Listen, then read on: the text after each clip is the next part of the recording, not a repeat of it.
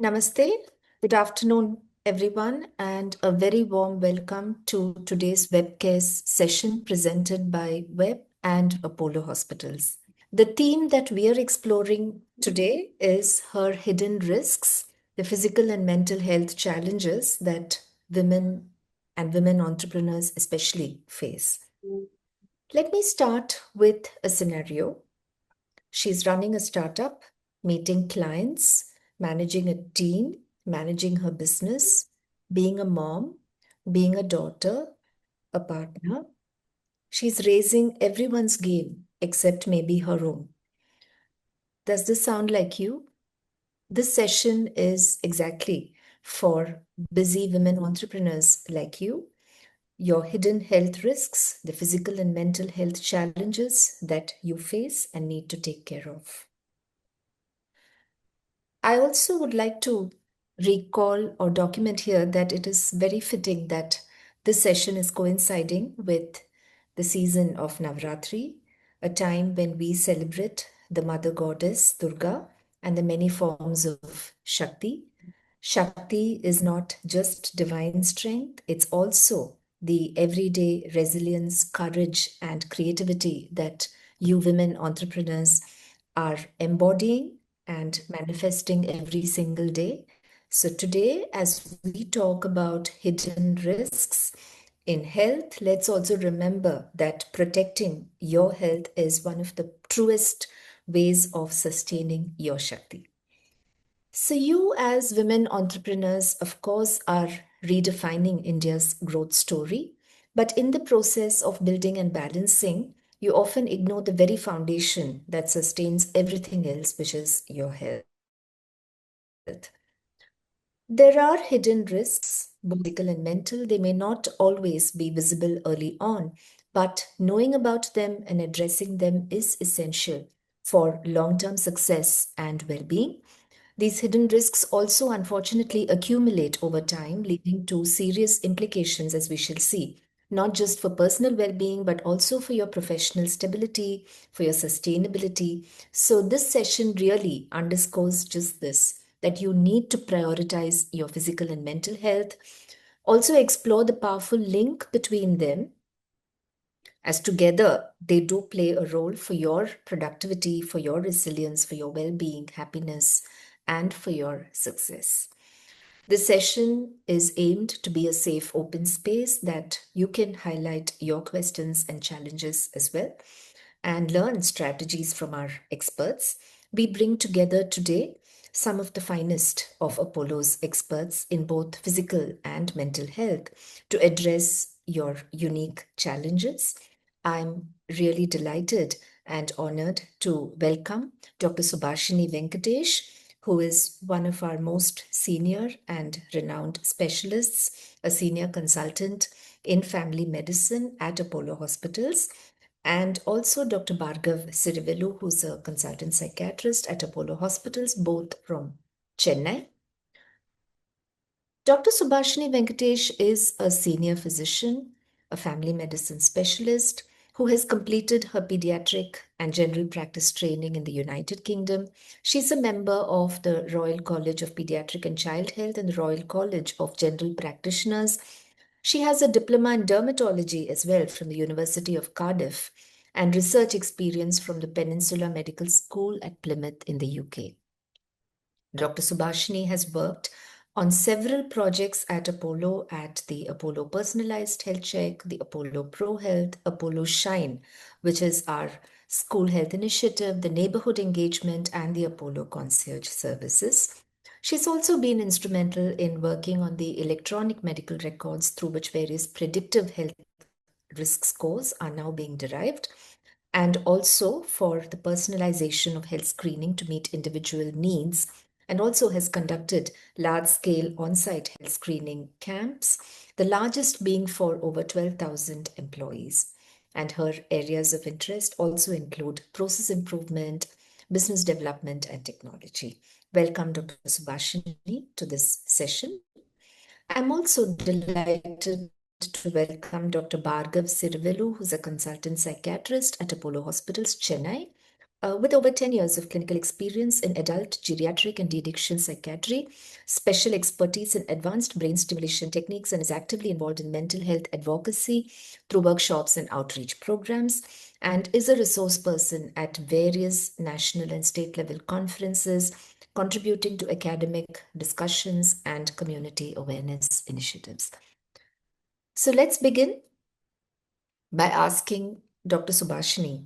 Women entrepreneurs, we know, often, like most working women, of course, often juggle long hours, deadlines, family commitments. So, from your perspective, what do you think are the top three physical health risks that tend to go very unnoticed in this group and which need attention?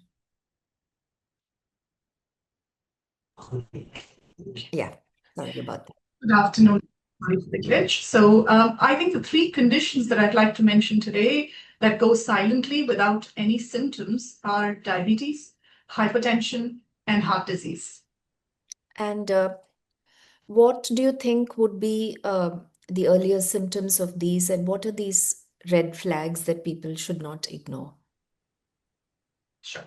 So sometimes these diseases are completely asymptomatic. So you may not even know that you have these conditions. As far as diabetes is concerned, you may just have a little bit of tiredness. You may want to be drinking too much of water or using the toilet often, urinating often. Just tiredness, constant tiredness, fungal infections or rashes, which could be vaginal itching or rash anywhere. General feeling of unwell, dizziness, muscle aches, all of these could denote diabetes, the onset of diabetes, or the development of diabetes. As far as hypertension is concerned, you could just have disease spells, nothing more than that, palpitations, or constant headaches. Headaches are one of the most common symptoms of hypertension. So that's something that you would need to look out for. And cardiac disease can be absolutely silent, especially in menopausal women, because their risk of heart disease is equivalent to that of men. And now, as we know, women are smoking as much as men, probably consuming alcohol as much as men. So we are at almost an equal risk of heart disease as men.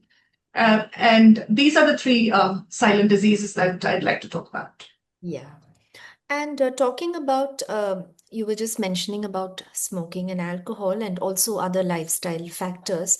So, would you like to tell us what a typical lifestyle of somebody doing a startup or setting up a business or running a large team might be, like long work hours, home and work balance, maybe a lot of travel, a lot of stress, a lot of worries about starting up something and, whether it would be a success, managing the team, erratic eating, a lot of things.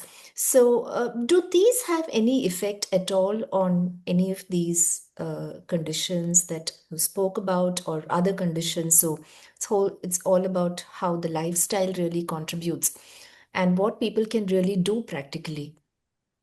Yes, so it's all about long working hours and what we choose to do. So long working hours can be in office or on travel.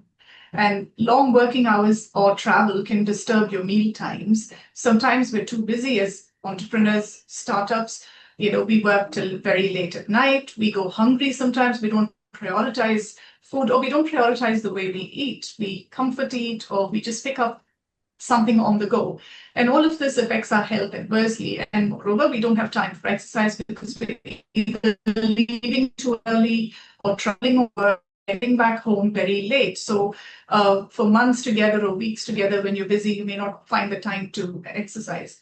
And the next thing, the most important thing is sleep, because you're waking up early for traveling, your time zones are different, you're jet lagged, and you're probably worried about the next day's work, your deadlines, and going off to bed late as well. So all of these things do have an effect. And moreover, the stress that happens due to all of this can cause you to comfort eat or binge eat. And all of this together can cause you to gain weight. And stress, erratic eating, weight gain, all of this again can be your contributory factors for diabetes, hypertension, and therefore heart disease.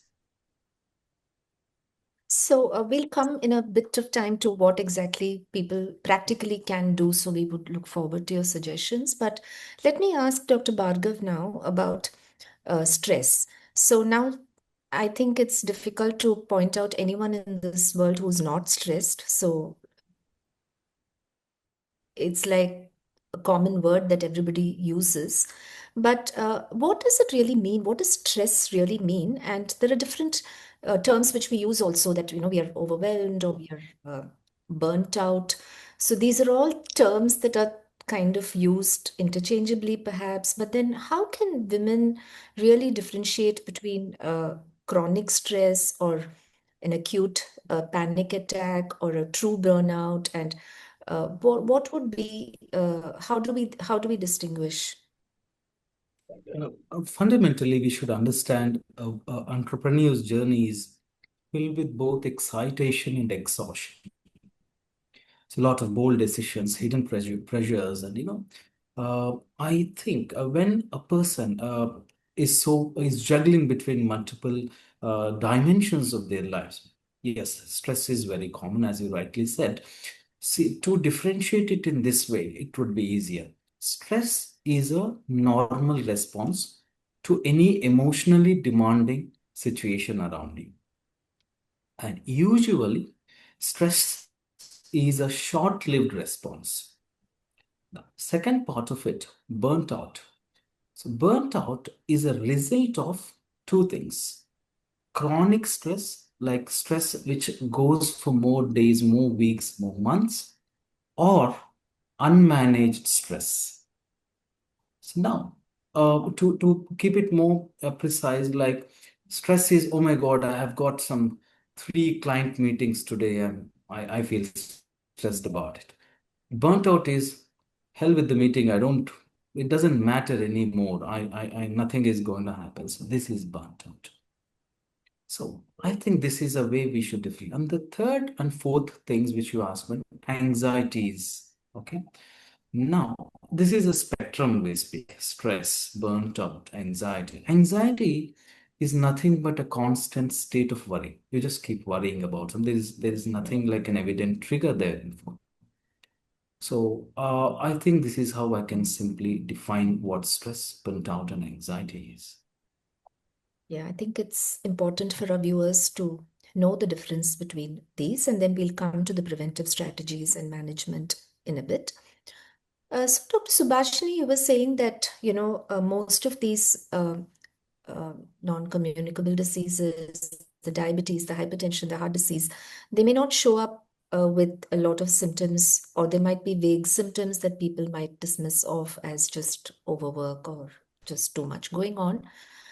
So it really boils down to how we detect them and what we do. So I guess it's through screening and health checks.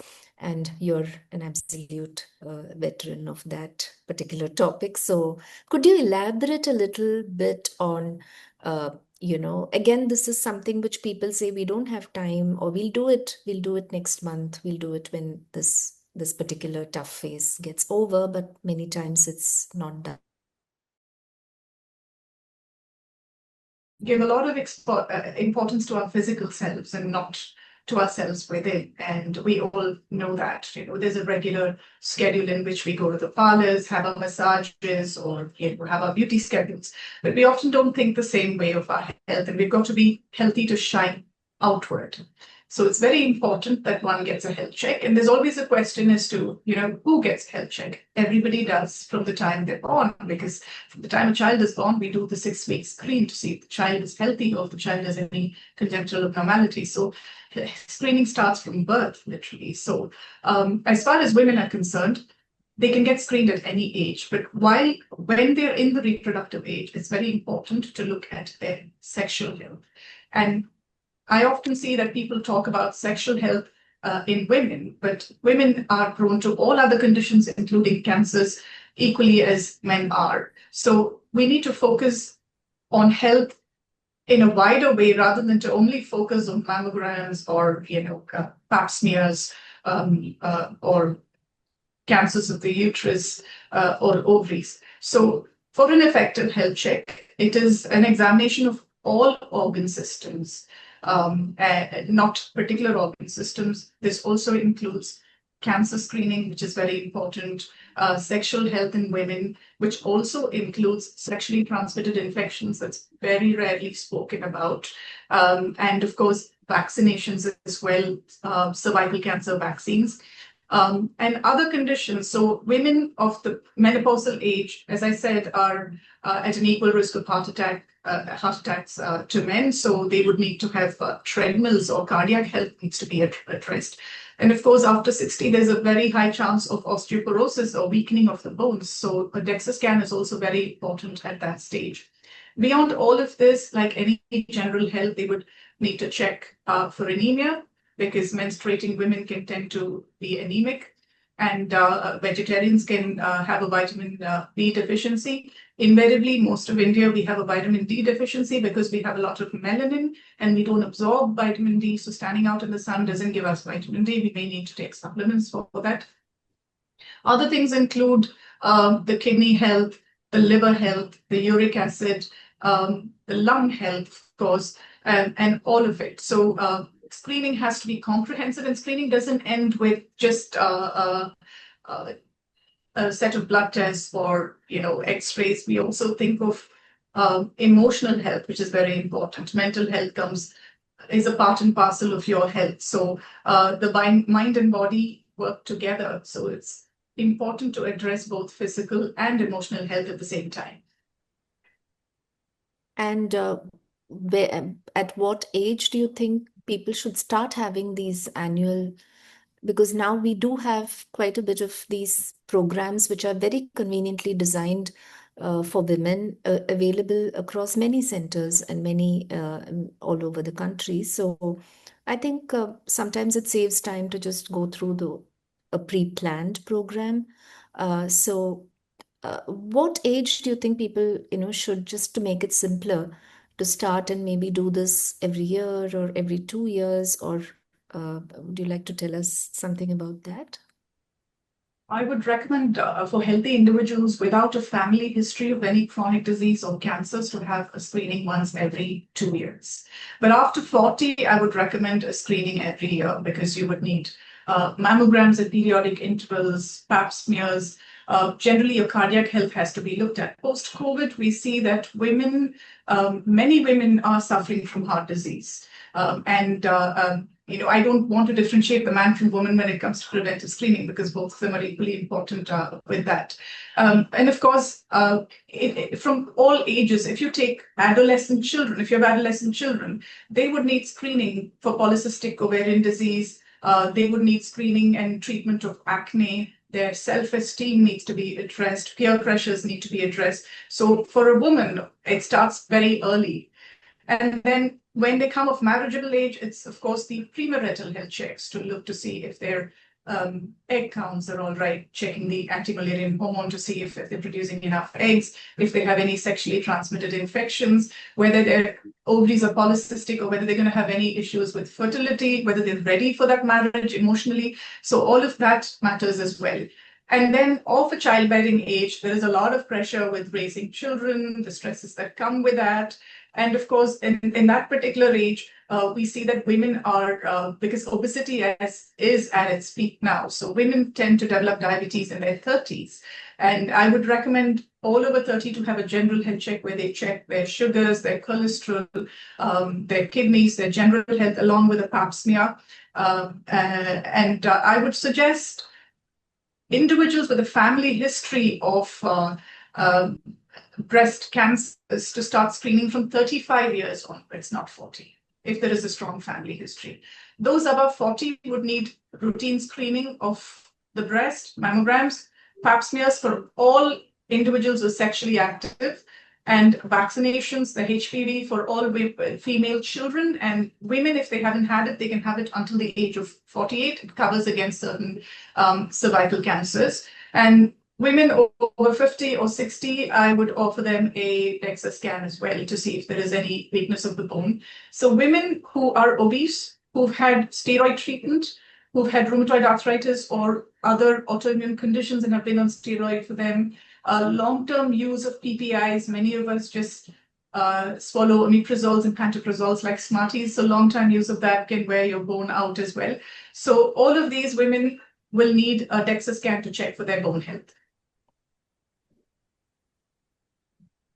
And also, of course, early detection does cause a lot of, I mean, it makes a lot of difference in the ultimate outcome. So I think this is a very valuable point. Dr. Bhargav, I just wanted to ask you about the mental health challenges. We spoke about stress, we spoke about burnout, depression, all terms which most people are quite familiar with. But again, I wanted to ask you, what would be the triggers that, I mean, what would be something that, it's difficult to distinguish mental health challenges in that, from what is part of everyday life and what needs some further investigation or a visit to the doctor, and not to mention that there is definitely more stigma around taking that kind of a consultation, or there's always this thing that but I think I'll be okay tomorrow, and it's just part of life. So this is a far more complex thing about how our viewers can understand when the mental health challenge becomes something that needs to be recognized and you ought to seek help, and what kind of help.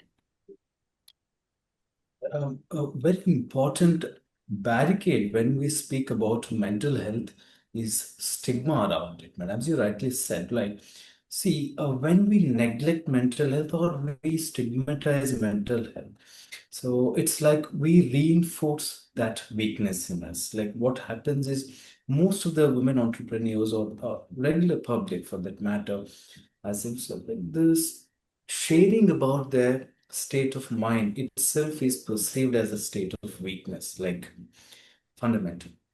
So that, and second thing, busy schedules.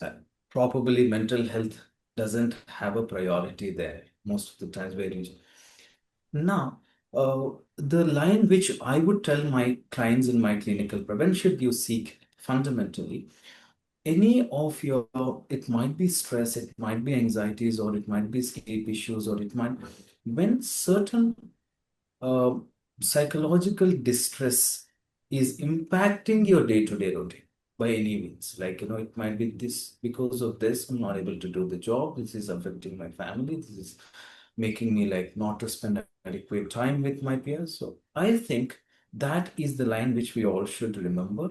When that goes to this extent where it disrupts your day-to-day function, I think probably seeking help is the first thing you can do. It doesn't necessarily means that you have to sit before a doctor. I mean, it might be sharing with your business. The first step starts from there as well. Sitting with a psychologist or a therapist, doctor. So I think this is a way we have to look forward and break the stigma. Right. Another thing which also is something that is often ignored is sleep.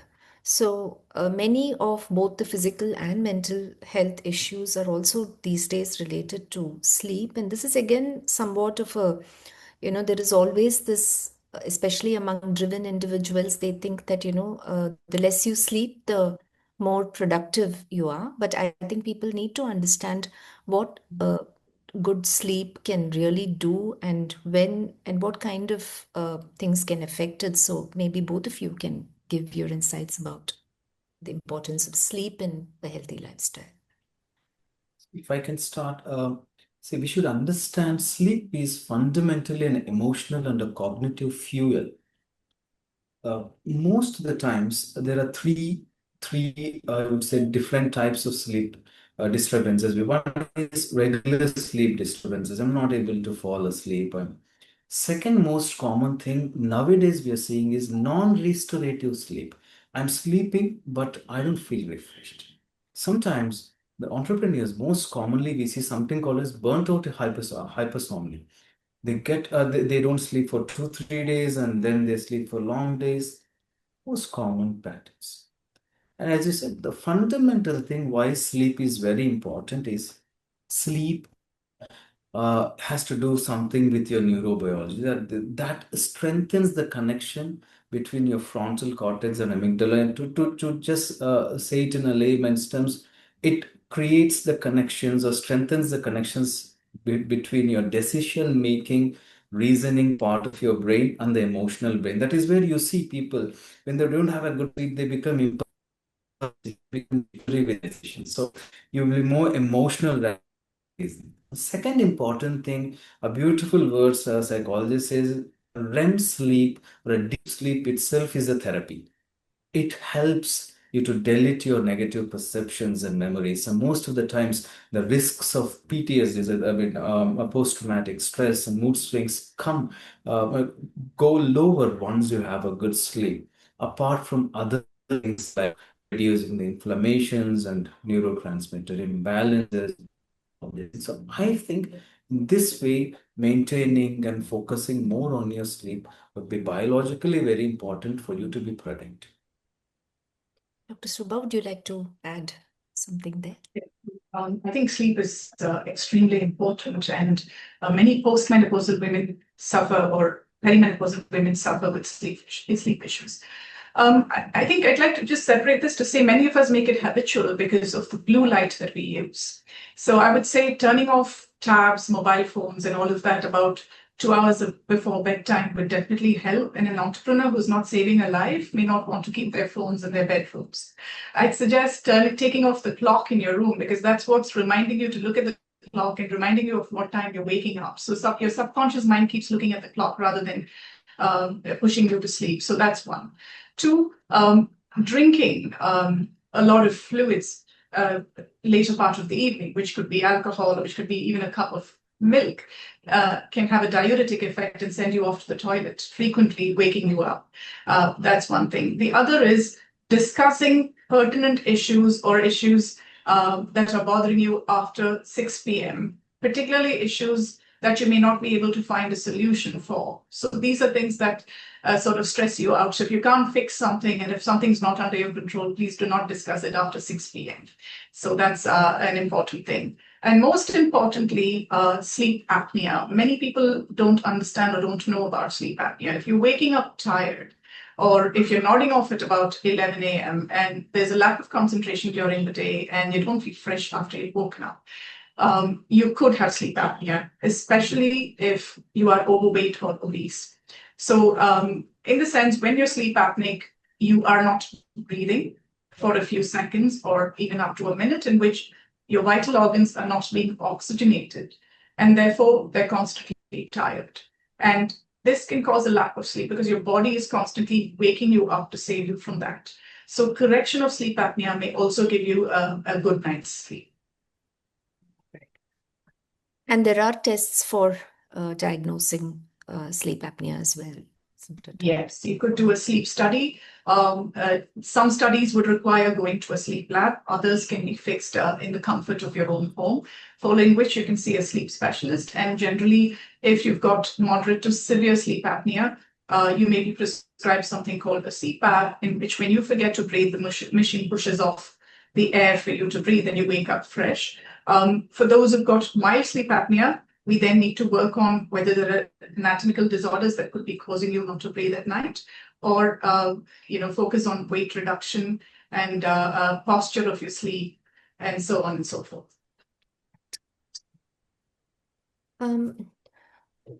Dr. Bhargav, I also wanted to ask you this about women in leadership positions.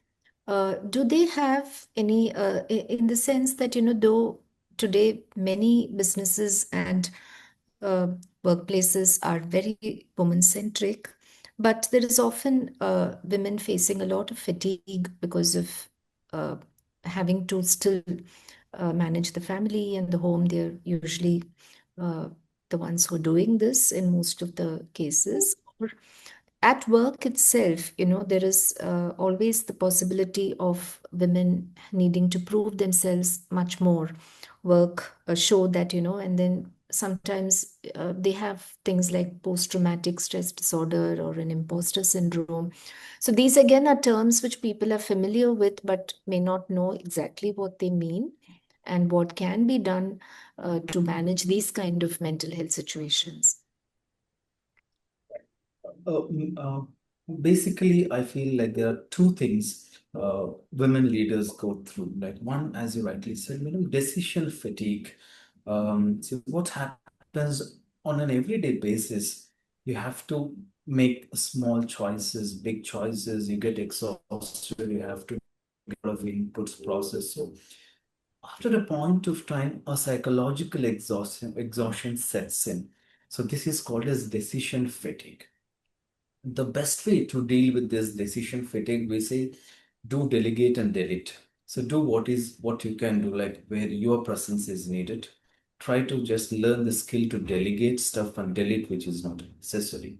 And one important thing as a psychiatrist, I would say, if you are going through some decision fatigue, you have to be more aware of what cognitive load you're bearing. Like ideally, I would say limit multitasking, which is very common in this group of people.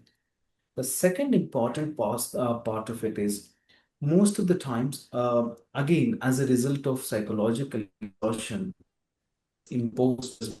Uh, I persistently self-doubt myself. I downplay my achievements, and we tend to over-prepare for certain things out of fear. So this imposter syndrome. So this is also a very common phenomenon in this group of people, and the best way to I would say, challenge this particular dimension is uh, having some self compassion, practicing some reframing self talks, maintaining some win logs where you can note down what is it, what am I doing, and is it with more clarity. And majority of them would be dealt with if you have a good peer support. So I think focusing on these dimensions would really make your work more productive. And sometimes even the work culture would be more beautiful.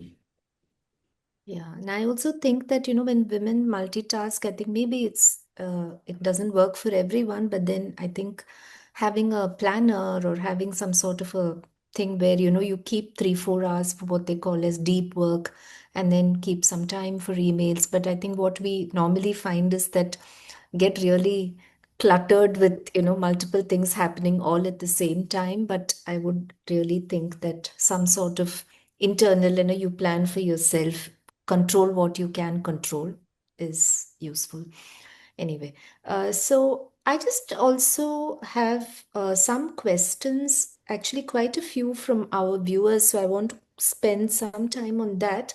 But before that, I wanted to ask you about this whole link between physical and mental health. So there's a lot of conversation these days about the mind body connection. There's also this whole gut mind connection where we look at the gut microbiome. So these are some newer concepts. So would you like to take our viewers through it, Dr. Subhashini?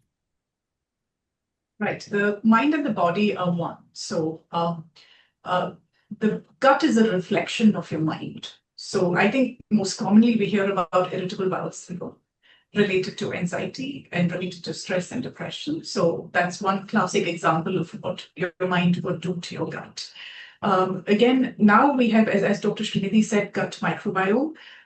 These tests are done to check the good and bad bacteria in your gut because a buildup of bad bacteria can cause a lot of bloating, constipation, and other issues, discomfort in your gut. So the gut microbiome tells us the composition of the bacteria, good and bad, and also helps your doctor to compensate for it by getting rid of the bad bacteria and improving the good bacteria with the help of pre and probiotics.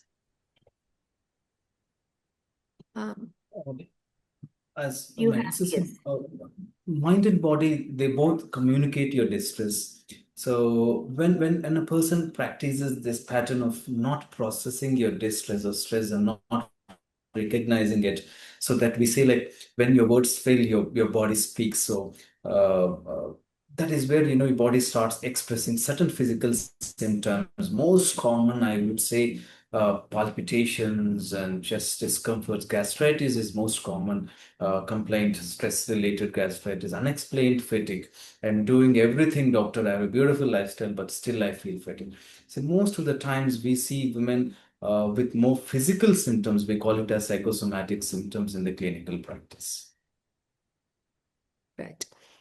So we will now move on to uh, some simple strategies that you could perhaps recommend. So now we have discussed what is the importance, what are the triggers, what's the importance of screening, what are some of the common mental health issues. But we've also spoken a bit about lifestyle and all that. But then to translate all this into action, to consistency is what people find very challenging in their busy schedules. So I'm going to ask you to give them a quick hack on if somebody had just, um, the least amount of time, so maybe like half an hour a day, what do you think they should do to prioritize? Or let me put it another way, what are the basic non-negotiable features that can be done consistently, as maybe a first step? And then with these habits come more and more focus on health. But what would you suggest as a starting point for women? I would say exercise is the first thing I'd like to address. So wherever you are, you can walk and take your calls. You can walk and take your meetings. So if you are less than 40, you can do up to 12,000 steps. While in office, if you're walking, or while you go for your morning walk, if you're taking your calls, and you can make effective use of your time. I would also suggest strengthening exercises, which can be done from home while you take your meetings, core strengthening. These are things that these are non-negotiable things, because you need to work on your body, and having to dieting without exercise is not going to be productive at all.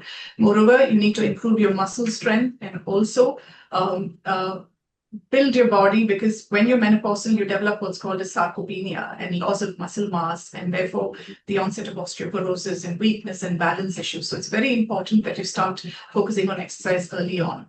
The next one is timely meals. Wherever you are, you can always have a bite. Nothing's more important than you, not even your work. You're more important, and you've got to be healthy enough to be able to execute that work. So getting a meal, breakfast is a very important meal of the day. People like to do intermittent fasting. Some of us do 3 meals a day.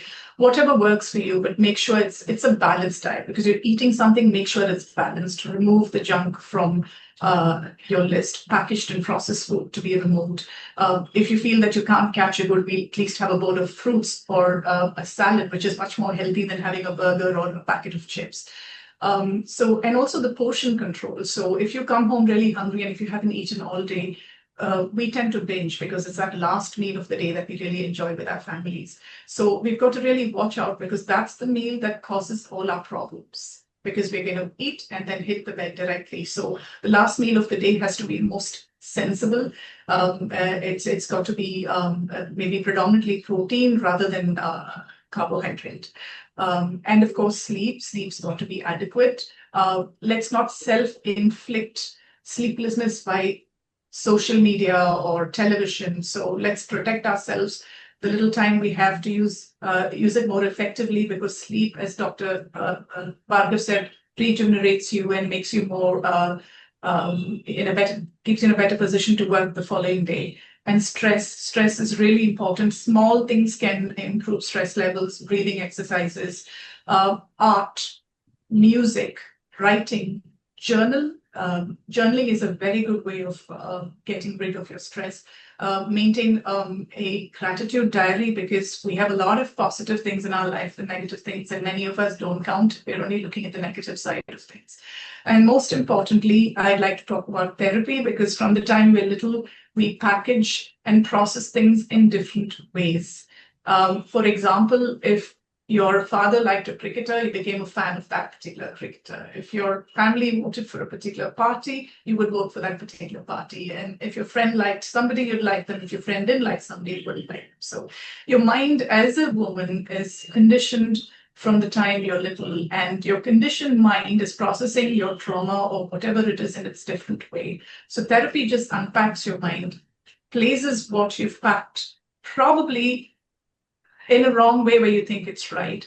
And then it helps you pack it back so that you're a better person and you understand yourself better and you can process things better. So I think even a therapist needs therapy, and it's very important that people consider it. Right. I think we will now address some of the questions that are coming in live, as well as some which our viewers have sent in already. I'll first do the ones coming in right now. So, hi Manjita. So, Manjita says she's 38 and can she now have the cervical cancer vaccine? Yes, Manjita, you can. Yes. Up to 48 from the age of, vaccines are given from before a female child gets sexually active until the age of 45. So you certainly can. Right. Here's a question from Shweta. Hi, Shweta. So she says, I get daily headaches. So what do I do? I have a boutique and I'm not able to eat on time. Okay, right. Headaches, there are different reasons for headaches, and yours, I think, is purely to do with not eating in time because gastritis or untimely meals causes headaches. I would say drink more water, get adequate sleep, eat your meals in time. Nothing stops you from eating. Yes, so your customer can wait. You're more important than your customer. Otherwise, you're the one who's actually suffering with the symptoms, so you'd rather get rid of it. So maybe work out your schedule in such a way that you block off time for your meals. That's very, very important to you. Again, check your blood pressure because we can't blame the headache just on untimely meals. It could be stress induced, it could be lack of sleep, it could be a blood pressure that you're missing. So get it checked, see your doctor, have an eye check as well, because sometimes when you have a change in your vision, you could develop headaches. A refraction, you could develop headaches. And you might also want to avoid popping a pill every day for the headache as well, which Yes. is not a good idea. Especially if it's a painkiller, I would say that tend to avoid it because the long-term use of non-steroidal anti-inflammatory painkillers can cause kidney-related issues. And moreover, painkillers themselves can induce headaches. So frequent use of painkillers can induce headaches. Right. Here's a question from Priya. During my period, work feels extra hard. So, what should I eat to feel better and stay focused? So during a period, you would tend to have a carbohydrate craving. We all do. We tend to want to binge or have that piece of chocolate or whatever it is. It's okay. I mean, if you can moderate that urge, it's fine. Otherwise, just go for it because it just gives you an emotional high having that sweet. So you feel a little better because you tend to be quite low due to hormonal imbalances during your premenstrual phase. If you are feeling tired, hydrate yourself adequately. It's just your hormones playing up and down. It'll be just a couple of days. You should be fine. Moderate your work accordingly. Don't take on too much. Don't take on a lot of physical activity. So moderate your work accordingly so that you don't tax yourself too much. Here, I also wanted to ask you this, Dr. Shubha, about protein intake. So, in our typical Indian diet, yes, we do have a bit of protein, but then many times, though we say there are a lot of protein-rich foods, what happens is that we kind of tend to focus on one type of food usually, because especially for on-the-go meals, it's usually some rice or some vegetable portion, maybe a little bit of curd. So it hardly brings the protein requirements. So how important is protein requirement, and how do you actually top it up? Like, if somebody's having a typical Indian diet, whether vegetarian or even the non-vegetarians, I don't think uh, enough meat or enough of it actually adds up to that, what we say, 1 gram of protein per kg body weight. So Sure. I think that's kind of something that many people are quite confused about. Sure. So protein is very important for the repair of cells and regeneration of cells as well. So having adequate protein is very, very important, but it's very different for the vegetarian and the non-vegetarian. The non-vegetarian gets the shot of protein very quickly from meat. So if you were to have 150 milligrams of chicken, you would get about 30 grams of protein from it. Right. So if you're about a 60 kilos, then there's just a little more to go. So if you had some Greek yogurt, maybe 50 mils of Greek yogurt, 100, you get about 20 from that. And if you had 4 egg whites, you get about 16. There's a myth that egg whites gives you a lot of protein. It gives you about 16 all in all if you've had 4 egg whites, not with the yellow. So, of course, other foods that can actually give you protein would be chickpeas. Chickpeas has a lot of protein compared to your tur dals and other dals. And of course, avocado. Avocado has almost equal in protein as in meat for vegetarians. Quinoa. Quinoa has a lot of protein as well. So it can be replaced with rice. You can have a quinoa salad. So these are things that would give you a fistful of peanuts every day can give you about 8 to 10 grams of protein. It's got a lot of protein. So these are things that vegetarians can help themselves with. And what is your take on the protein powders, which have now become very fashionable among certain people? Like, there's whey and there's pea and there's all sorts of plant proteins. And are they kind of suitable for everyone, you think? They may not be suitable for everyone. You've got to be careful before you load yourself with protein because you need to understand your body. You need to understand your kidney, the way it's processing things. Because an overload of protein, again, could cause various troubles to your kidneys and other organs. So if you're able to get it naturally, there's nothing like it. And it is possible to get it naturally if you make that little extra effort. Here's a question from Manjita to Dr. Bhargav. Intake of melatonin daily 5 milligrams. Is that okay? We've heard that it doesn't have any side effects. So melatonin use, short-term use of melatonin is very much safe, provided for few weeks. Long-term use is yet under, it's being studied, but no proper evidence. But what we usually suggest is mild doses of melatonin, 0.5 to 3 somewhere for few weeks, combining it with some nice sleep hygiene techniques would be a better strategy. But if you feel that you're getting dependent on melatonin, I think getting it addressed is very important to see what are the root causes of your sleep issues, and there are very much of an alternate options for this as Okay. Here's a question from Prachi. How do I balance ambition with rest so I don't burn out? a very important reflection, Prachi. I think you should never see this as ambition and rest as two opposite things where they fight. It's not a war between ambition and rest. Rest is an investment for your ambition. So restless ambition is sustained success. So you have to take rest. So reframe it like taking rest is a kind of a useful practice for you to be more ambitious. So you don't have to worry. And second important thing is having a structured day plan and activity scheduling would be of a best use when you really want to work it out. And second important thing is knowing becoming more aware of the warning signs if you feel you're getting burnt out is very important so that it will not have a negative impact on your ambition. Um, Here's one And from. Yes, please, doctor. Please go yeah, ahead. sorry. A very important thing which I would tell is make sure movement and mindfulness would be part of your day-to-day routine. It's a simple daily routine, like how you drink water. So mindfulness can be anything. It might be breathing, it might be walking, it might be stretching, reflecting, whatever it is. Movement, as Dr. Subhashini was telling, every 1 hour, move yourself, stretch yourself. That itself, most of the times, detox your bodies from the stress hormones. I think this is exactly tying in with our next question from Amisha. I've recently started a corporate job and noticed that my routine has become sedentary. What daily habits should I build early on to keep my body active and energy steady in the long run? Something that can be easily incorporated. I think you already said it. I think moving is important. Yeah. Um, So this energy cycle, it depends on a lot of factors, mental, medical issues.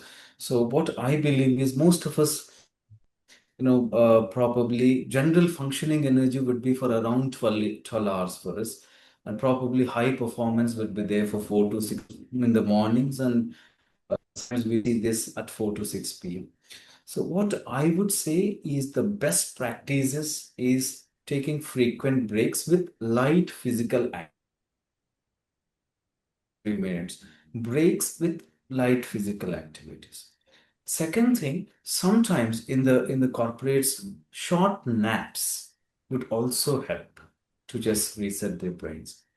And third important thing, very avoid or limit your caffeine intake, which is very much same in this podcast. So caffeine intake, we feel that would stimulate you. What happens is you binge drink caffeine that acts on something called adrenaline. It just blocks, and once the caffeine effect kind of comes down, there will be a lot of overflooding of jitteriness, grogginess, and kind of withdrawal, caffeine withdrawal, probably. Yeah. So I think these three can be a part of your routines, especially at the workplace. Absolutely. Um, Dr. Subhashini, here are two more questions about proteins from Malati, who says she's a vegetarian and dal not enough. The doctor has said what to do, so you have given us options, but would you like to take this? And the second question is about having protein X in milk. Is that a good way to take protein? Well, I think the best way is to have natural protein, but if you feel that you're not getting enough, maybe you can opt for other powders or protein X or anything that has been recommended for you. But the best way is to get it naturally, and you can, if you make that extra effort, you can get it naturally. And some of these health drinks, I mean, not protein X, but I think they're quite high in sugars and things like that. Sugar, So yes, you yeah. might want to watch out for that as well. Dr. Bhargav, here's a question from Muskan saying how to deal with panic attacks and anxiety in a stressful working environment. Actually, I can put it in two different. There are something like short-term measures, which you can say a lot of overwhelming work at your workplace, and you're just going through a panic attack or a bout of anxiety. Immediate measures, deep breathing and movement. A simple deep breathing would itself would be kind of creates the triggers this loop of relaxation. So deep breathing and movement, of course, trying to just be in a safe, calm place would really help you. Now, the major part of it is long-term things. What should I do to prevent these kind of things to happen? There, the lifestyle matters, especially the emotional lifestyle matters.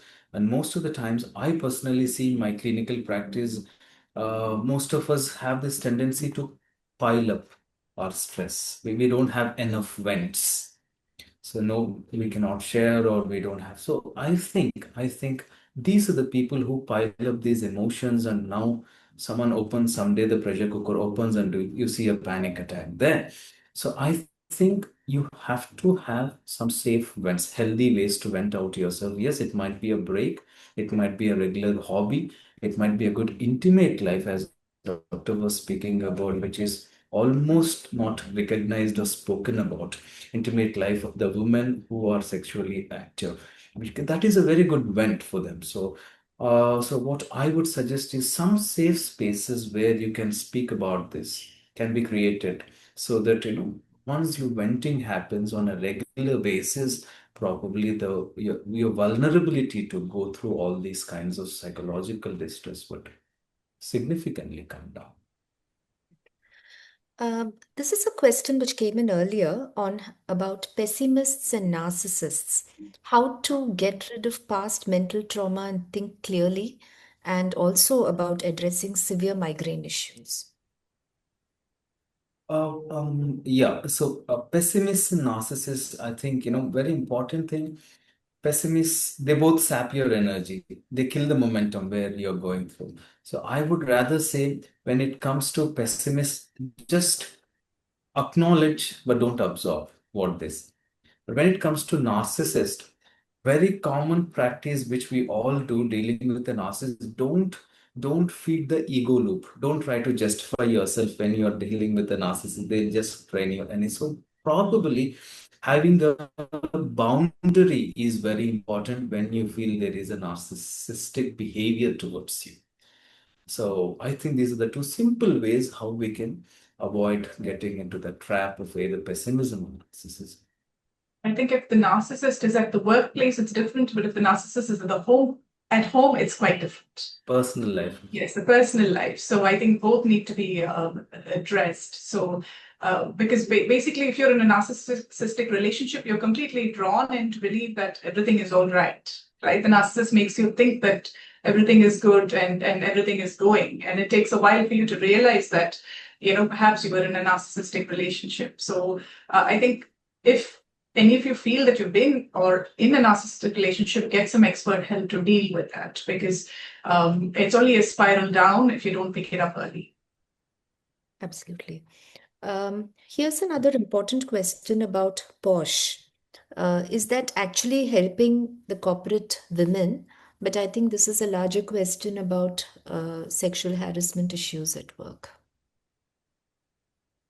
It's a very large topic, I know. Very large topic. Coming at the It's a very large topic. session. I think it's more about women being open about any form of abuse, emotional abuse or sexual abuse.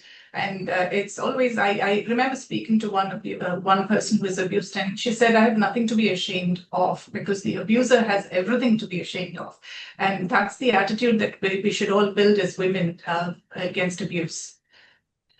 Yes. The next one is even a bigger topic on mental health challenges faced by working mothers of teenagers. Absolutely. Yes. This needs a separate session, but any quick words on that?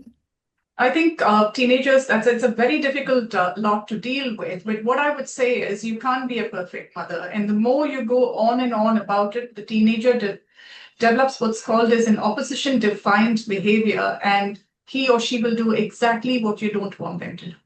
So if you're in that position, withdraw, give them that space. And one parent has to be the bad cop and the other has to be a good cop, so that they can fall back on one of you.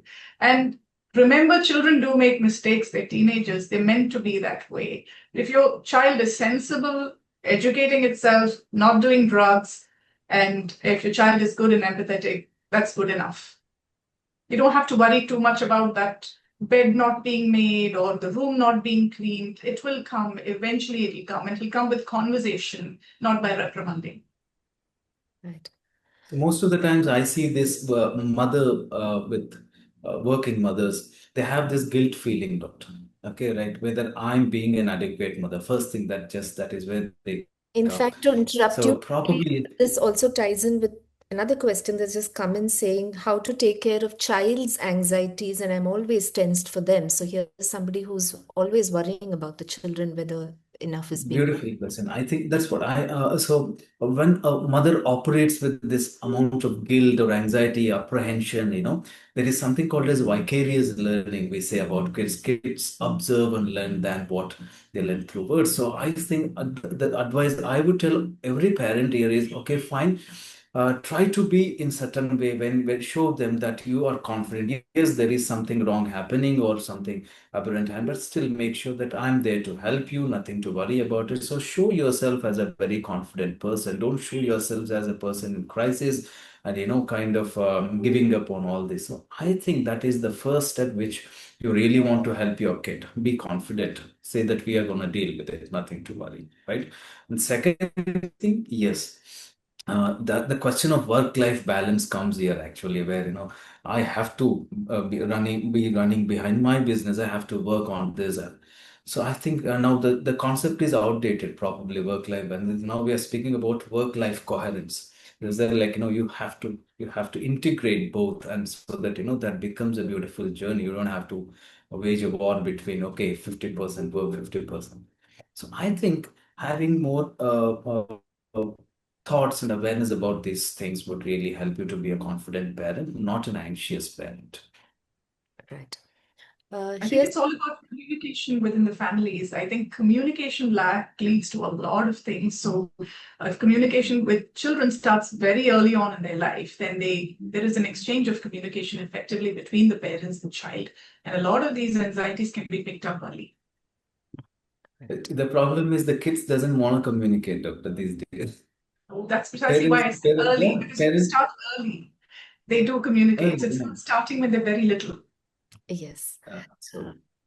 Well, I think we're really running out of time, but I have three more questions from our viewers, which I would like to take up. So one is Dr. Subhashini. This is about Muskan asking whether body tremors can be experienced due to stress or vitamin B12 deficiency or both?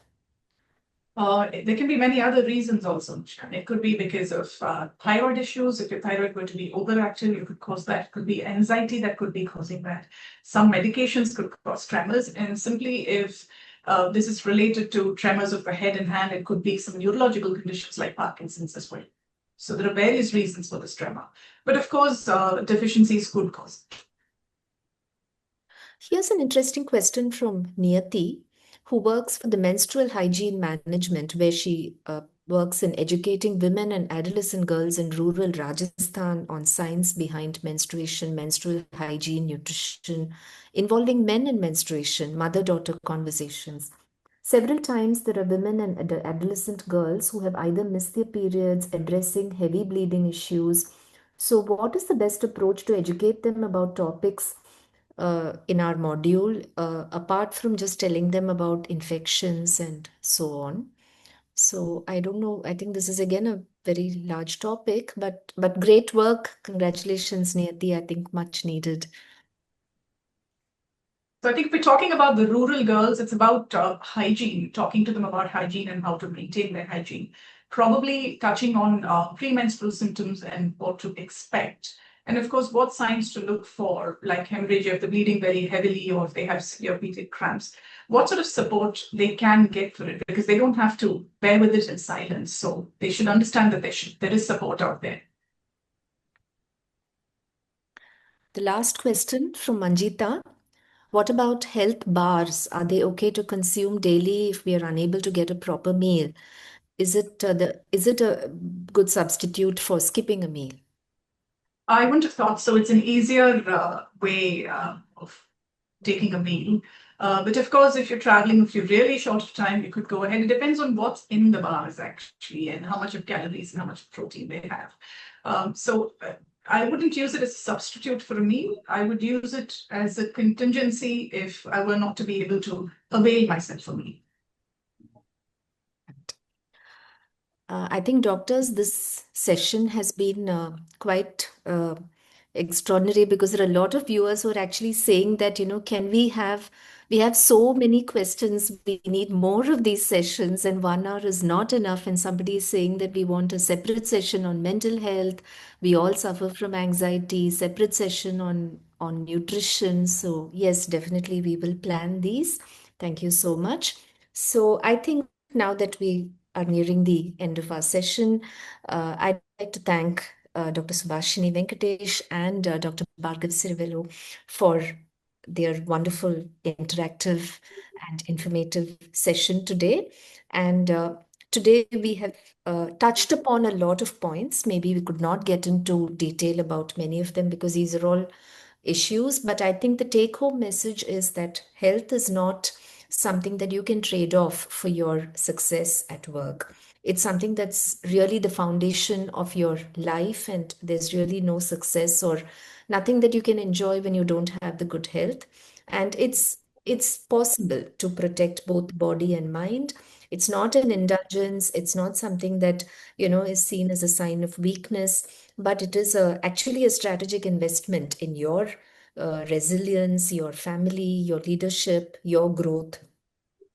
So I think this session has helped us to understand that awareness is something that very important, early detection, screening, and a reminder that there are a lot of these issues which are there, which can be prevented, which can be recognized early, and which can be addressed by seeking help, and help is available. There's no need to have any stigma. And I think your greatest investment in your life and in your business should be the health.